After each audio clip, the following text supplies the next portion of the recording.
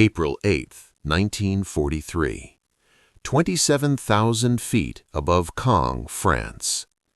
Oxygen masks in place, Oberleutnant Ralph Hermatin couldn't hide his smirk. Below, the American fighters struggled upward toward his formation, their shapes awkward and ungainly against the crystal-clear canopy. Hermatin, a veteran ace of Jagdgeschwader 26, studied them with curiosity. "The Allies have sent us flying milk bottles," he transmitted to his wingman, barely suppressing laughter. Below, 16 P-47C Thunderbolts of the 4th Fighter Group strained skyward. Their 2,000 horsepower Pratt & Whitney R2800 double Wasp engines groaned under 7 tons of weight. To German pilots accustomed to sleek Spitfires and nimble Soviet fighters, these American machines seemed almost comical. Barrel-shaped fuselages, greenhouse-style canopies, wings too small for their massive bodies, propellers that dwarfed anything in the Luftwaffe inventory.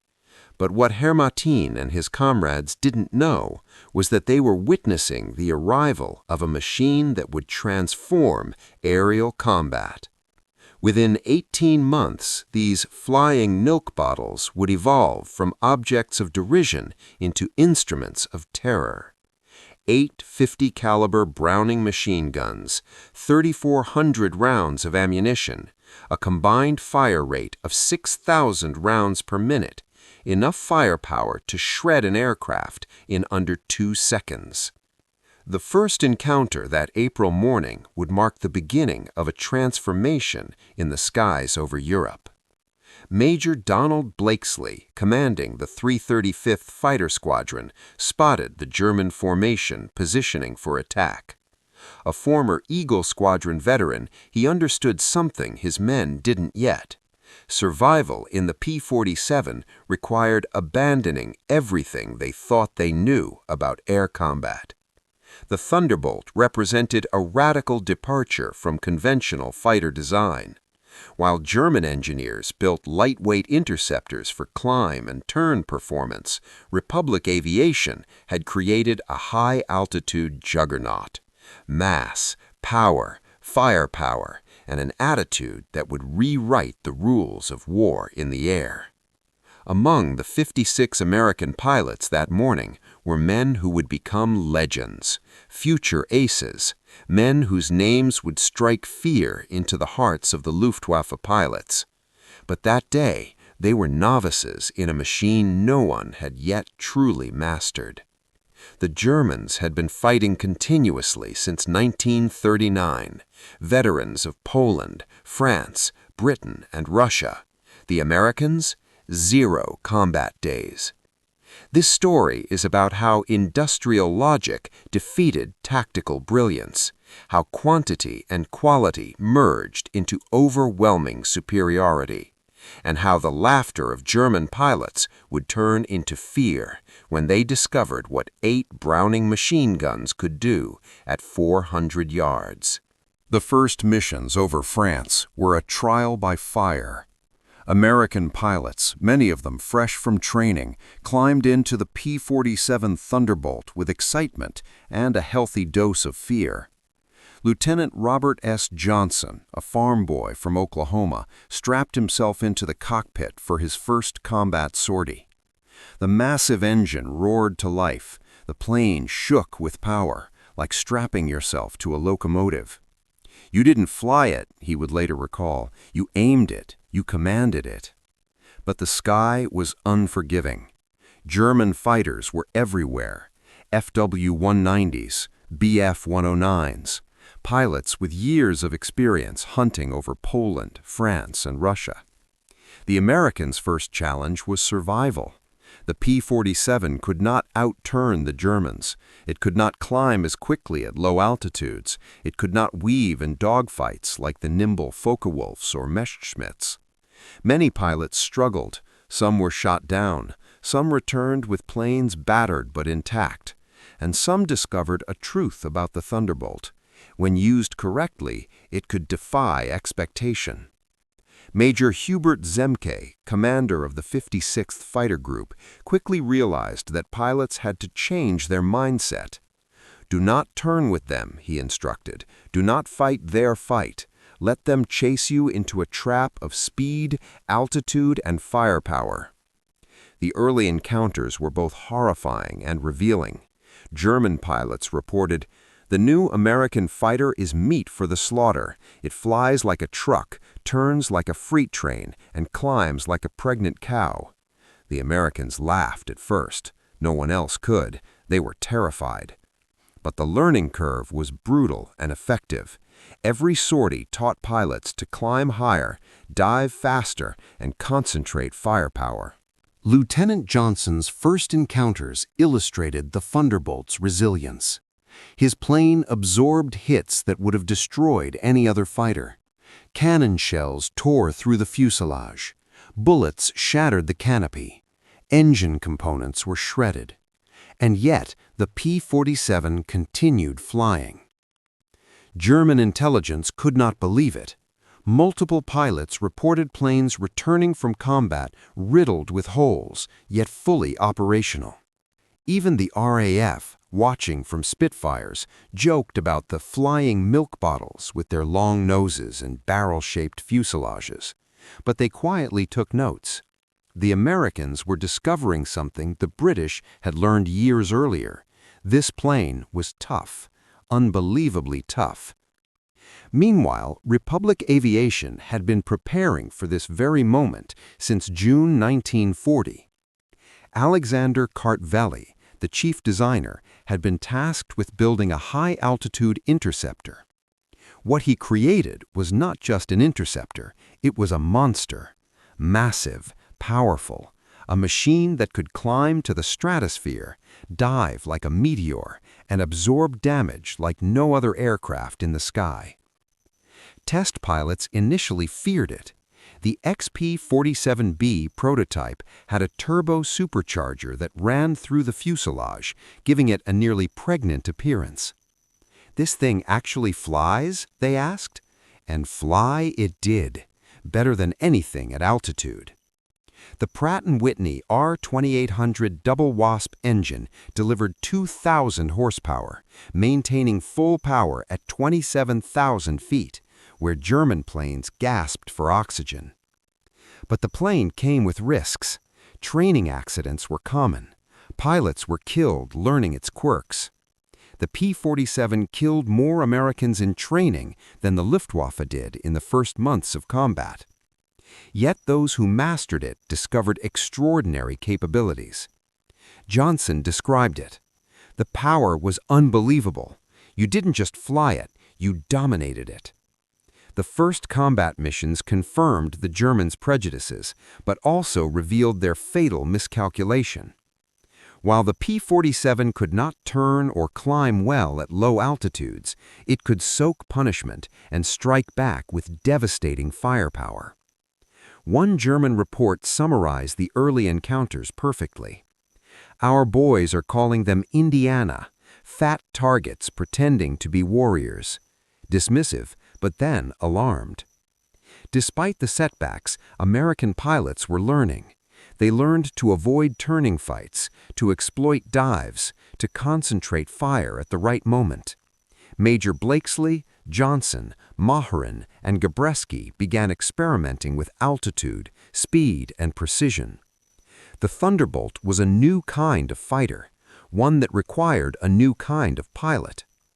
By May 1943, the P-47s were returning from missions, battered but victorious.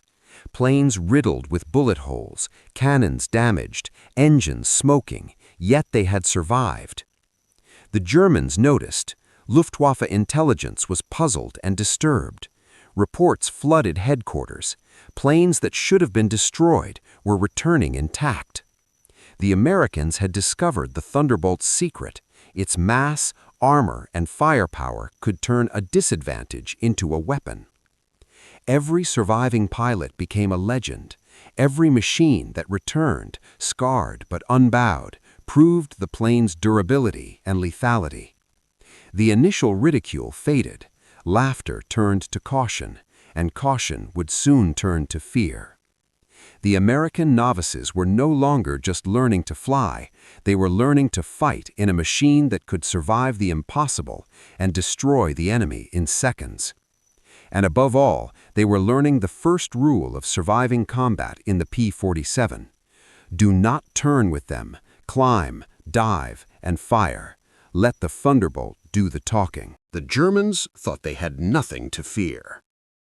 Early April 1943, the Luftwaffe pilots circling above France laughed at the sight of the P-47 Thunderbolts. "They are fat, slow, ungainly, easy targets," one FW-19O pilot radioed.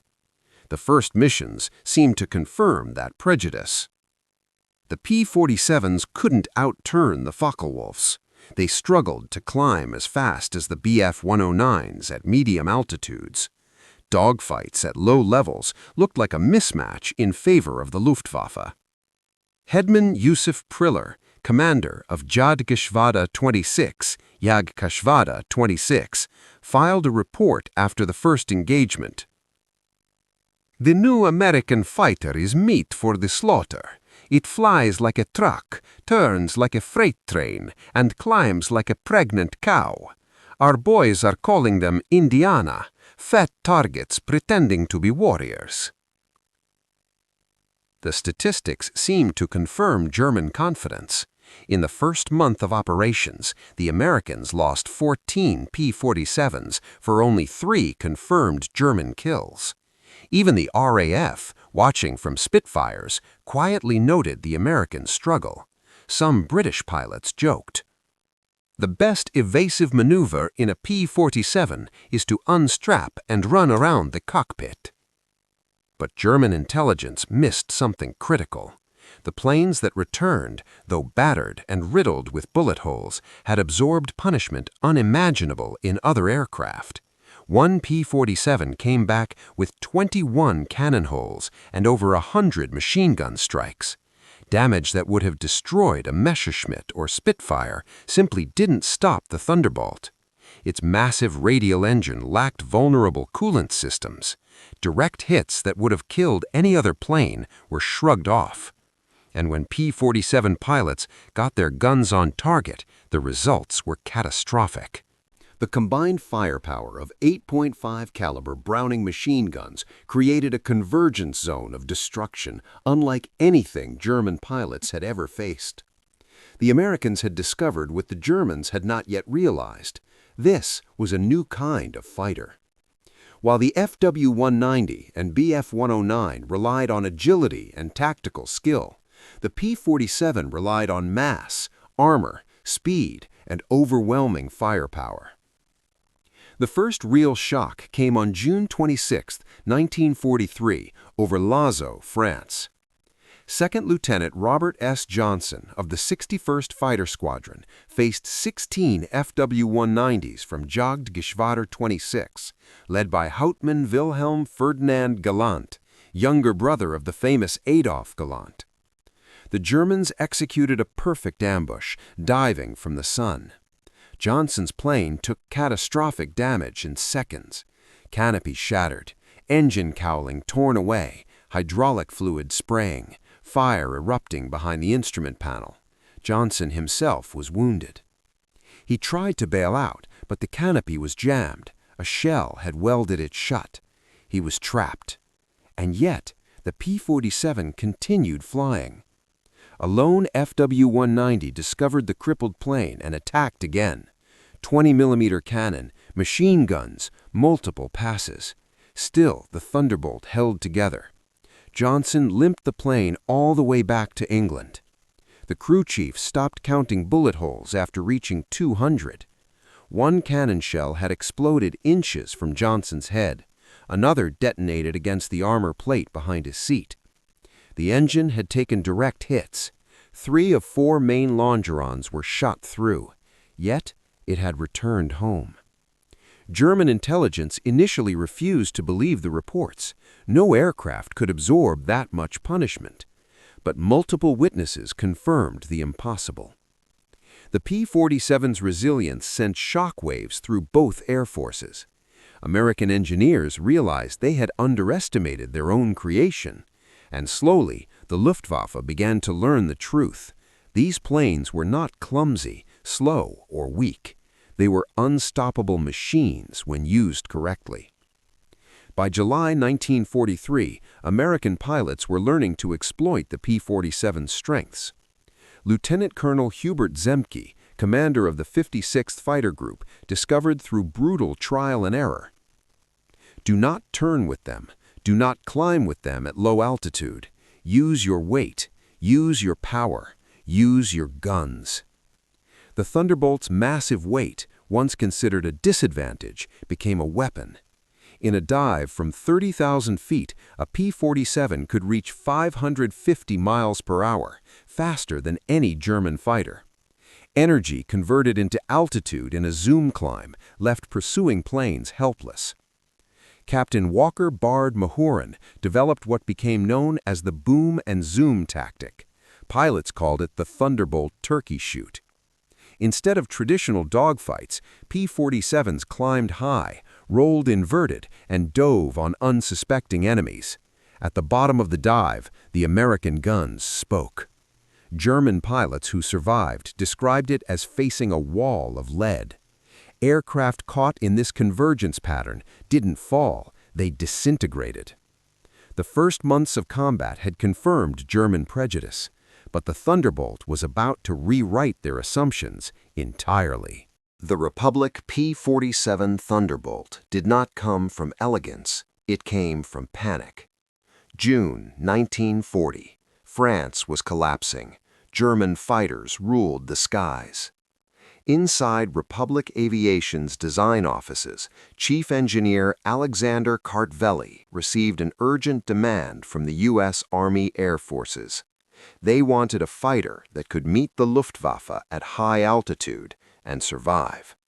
Kartveli looked at the requirements and knew something radical was needed.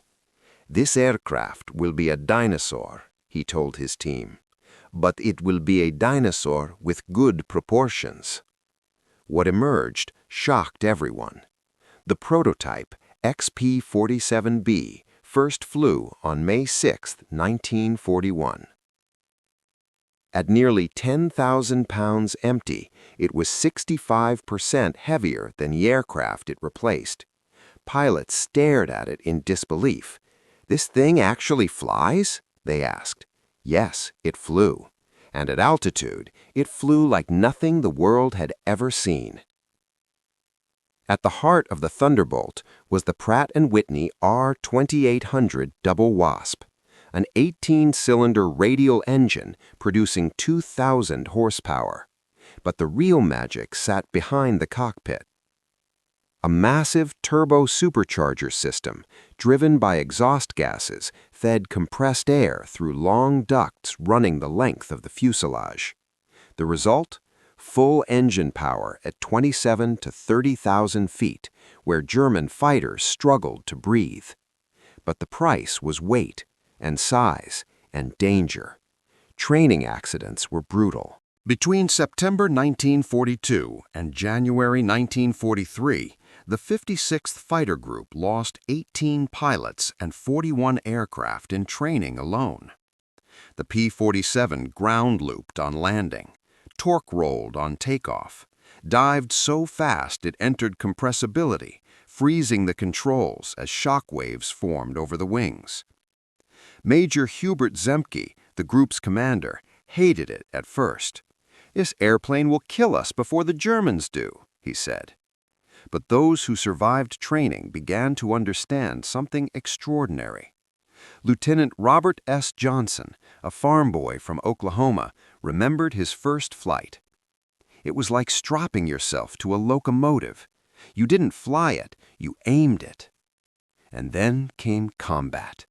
The Thunderbolt's true nature revealed itself not in victories, but in survival. When German cannon shells struck other fighters, they shattered. When they hit a P-47, the aircraft kept flying. The Thunderbolt's air-cooled radial engine had no coolant system to rupture. Armor plates protected the pilot. The wings were thick. The fuselage was brutally strong. The airplane was built like a flying tank. And nowhere was this proven more clearly than on June 26, 1943. Robert Johnson's P-47 was attacked by multiple Focke-Wulf 190s. 20mm cannon shells exploded across the aircraft. The canopy shattered. The cockpit filled with smoke and hydraulic fluid. Fire erupted behind the instrument panel. Johnson was wounded in the face and leg. He tried to bail out. The canopy wouldn't move. A shell had detonated in the track, welding it shut. He was trapped at 27,000 feet in a dying aircraft. Still, the Thunderbolt flew. Then a single Focke-Wulf 190 attacked again.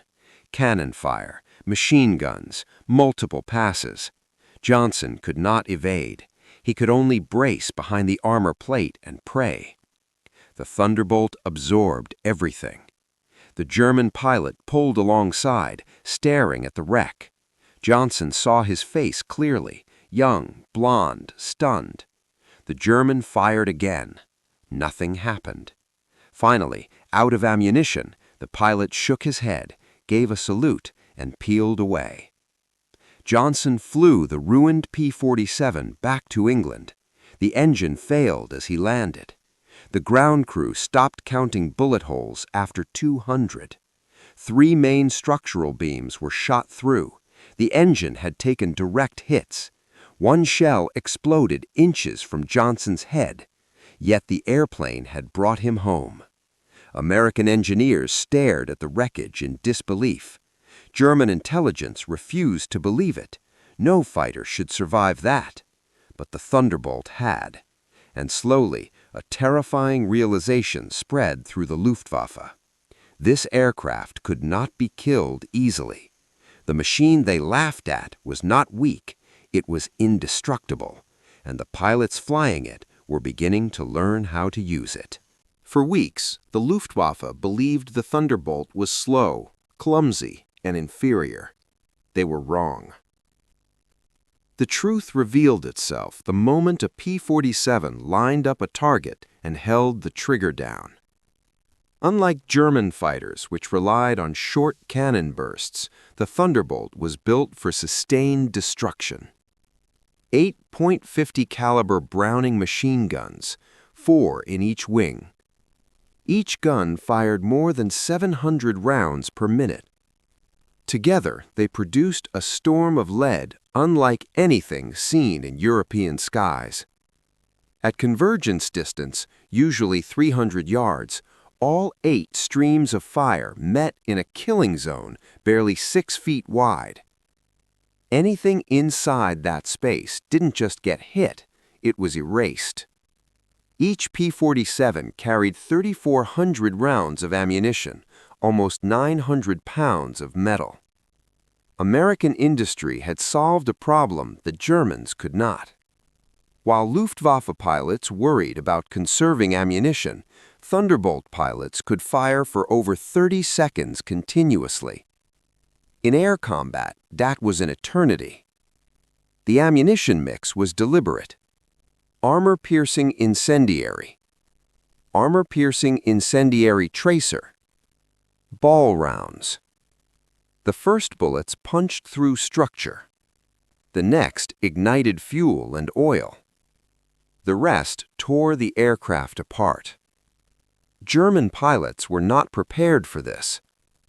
The first time a Luftwaffe formation was caught in a proper Thunderbolt attack, the effect was horrifying. Aircraft didn't spiral down trailing smoke, they disintegrated. Wings sheared away, tails vanished, fuselages exploded into fragments. Survivors described it as flying into a solid wall of fire. The shock spread quickly through the Luftwaffe. What made it worse was that the Thunderbolt could choose when to fight. Above 25,000 feet, German engines struggled. The BMW 801 and Daimler-Benz engines lost power as the air thinned. The P-47 did not. Its turbo supercharger maintained full power at altitude, allowing American pilots to patrol above the bomber formations like hunters waiting on a ridge. When German fighters appeared below, the Thunderbolts rolled inverted and dived. From 30,000 feet, a P-47 could reach over 550 miles per hour. Too fast to follow, too fast to escape. At the bottom of the dive, the Thunderbolt fired once and climbed away using its massive energy reserve. No turning fight, no prolonged engagement, just speed, firepower, and destruction. Captain Walker Bud Mahurin refined the tactic. Hit once, he said. Hit hard, then leave before they know what happened. German pilots soon learned the sound. A deep, rolling thunder that grew louder by the second. By the time they heard it clearly, it was already too late. One Luftwaffe pilot later recalled, "There was no warning. One moment the sky was empty. The next moment, aircraft were exploding around me." The Americans were no longer learning. They were hunting. By late summer 1943, Thunderbolts were tearing apart specialized German bomber-destroyer units. Heavy twin-engined fighters like the Messerschmitt 110, designed to kill B-17s, became easy prey. During one engagement, a single pass by 4 P-47s destroyed multiple German aircraft in seconds. A German gunner later described it during interrogation. The American fighter fired for 2 seconds. The aircraft ahead of us ceased to exist, not shot down, destroyed. The Luftwaffe had built fighters to duel. The Americans had built a flying executioner. And now the laughter was gone. German pilots began avoiding Thunderbolt formations whenever possible, but avoiding them was becoming impossible. More were arriving every week, better trained, better coordinated, and increasingly ruthless. The Thunderbolt had found its voice, and it spoke in .50 caliber fire. By late 1943, the Thunderbolt was no longer misunderstood. It was mastered. American pilots had stopped trying to fight the German way. They stopped turning, stopped chasing, stopped bleeding energy. Instead, they learned to think in altitude, speed, and timing. At the center of this transformation was Lieutenant Colonel Hubert Zemke, commander of the 56th Fighter Group. Zemke believed air combat was not about elegance, it was about physics. Altitude is life, he told his pilots. Speed is life insurance. The Thunderbolt gave them both. P-47 formations now climbed above 30,000 feet, higher than German fighters could operate efficiently. From there, they waited. When Luftwaffe aircraft appeared below, the Thunderbolts did not rush. They rolled inverted and fell like stones. The dive was unstoppable. Gravity plus mass turned the P-47 into a projectile. Gravity plus mass turned the P-47 into a projectile. At 500 miles per hour, control surfaces stiffened, making deflection shots nearly impossible for defenders. German pilots trying to evade found their aircraft shaking violently as they approached structural limits. The P-47 simply kept coming. At firing range, the American pilot pressed the trigger. 8 machine guns erupted. Then, without turning, the Thunderbolt climbed straight back to altitude. The Germans could not follow. They tried, and many died trying. Captain Francis Gabby Gabreski, who would become the top American ace in Europe, described the moment he understood the Thunderbolt. "When you fly it right, nothing can touch you," he said. "You hit them once, and you're gone." The Luftwaffe began to realize the trap.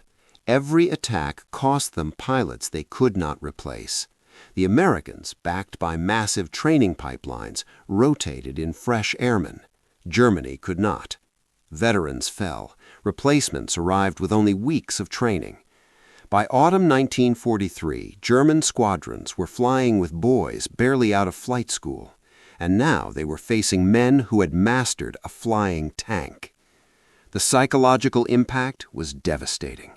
German pilots learned to recognize Thunderbolt's silhouettes at a glance. Broad wings, barrel body, heavy nose. They learned that if a P-47 was above them, they were already dead. Even when Germans achieved hits, the Thunderbolt often flew on.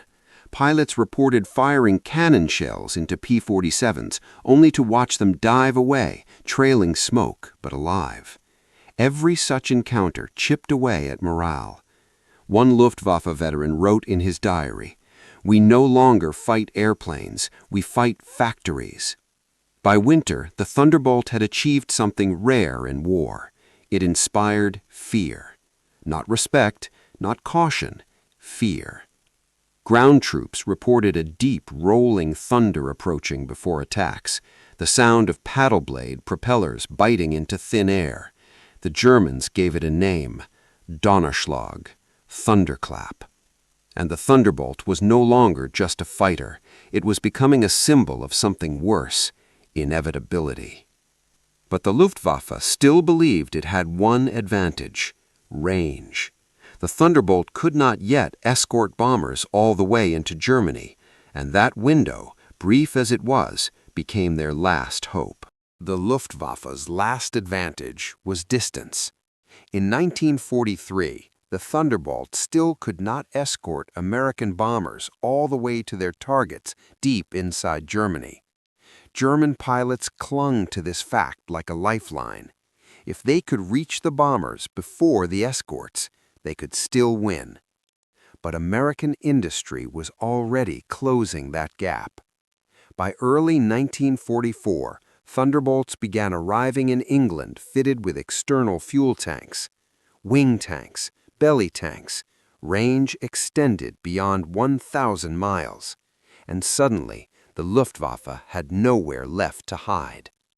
On January 1944, a new variant appeared, the P-47D with the paddle blade propeller. The change looked simple. It was not. The massive Hamilton Standard propeller transformed the aircraft. Climb rate jumped from 2,200 feet per minute to nearly 3,000 feet per minute. Acceleration improved. Energy built faster. The Thunderbolt could now climb with German fighters. The laughter never returned. One German pilot wrote after encountering the new variant near Hanover, "The fat American fighters have learned to climb. We attacked, expecting our usual advantage. We were wrong." When German pilots tried to disengage, the Thunderbolts followed them upward, past 25,000 feet, past 30,000. Schmitt was caught. He was blown apart. Nothing left but smoke and fragments. The Luftwaffe's losses mounted. Not just aircraft, experience. Each dead pilot represented years of training Germany could no longer replace. By contrast, American squadrons rotated fresh, trained pilots into combat continuously. The imbalance became fatal. The turning point came during the deep penetration raids of 1944. Schweinfurt, Regensburg, Berlin. German fighter formations attempting to reach the bombers now had to fight through walls of Thunderbolts first, and those walls did not move. One German ace described the experience, quote, "We climbed to attack the bombers. The Thunderbolts were already above us. It was like walking into an ambush you could not escape," unquote. American pilots struck first, always from above, always with overwhelming force. German formations shattered before they reached firing range of the bombers. Those that did were mauled on withdrawal. One veteran pilot summarized the change bluntly, quote, "In 1943, we hunted bombers. In 1944, We hunted exits, unquote. By spring, the Luftwaffe was breaking. Fuel shortages grounded squadrons. Training hours collapsed. Experienced leaders were gone. Young pilots entered combat already doomed. Against Thunderbolts flown by hardened veterans, they lasted minutes, sometimes seconds. On March 6, 1944, even Germany's best learned the truth. Major Günther Rall, one of the Luftwaffe's highest-scoring aces, was shot down by P-47s and severely wounded. He survived, but his war was over. Later, he recalled, quote, "We saw them above us. Someone joked, 'Here come the flying pigs.' No one was laughing 30 seconds later." Unquote. The Thunderbolt had become what the Luftwaffe feared most. Not a better dogfighter, not a clever machine, but an unstoppable force. Germany's skies were no longer theirs. They belonged to American industry, American pilots, and a flying tank that refused to die. By the summer of 1944, the outcome in the air was no longer in doubt. The Luftwaffe had not been defeated by a single battle or a single aircraft. It had been ground down, day after day, mission after mission. And at the center of that collapse stood a machine once mocked as a joke, the Republic P-47 Thunderbolt. By war's end, more than 15,000 Thunderbolts had been built. They escorted bombers, they swept the skies, they strafed rail yards, airfields, columns of armor, and retreating armies. They destroyed more enemy aircraft in the air than any other U.S. fighter in Europe, and more on the ground than any fighter anywhere. The Thunderbolt was never elegant. It did not dance through the sky like a Spitfire. It did not knife fight like a Messerschmitt. It endured.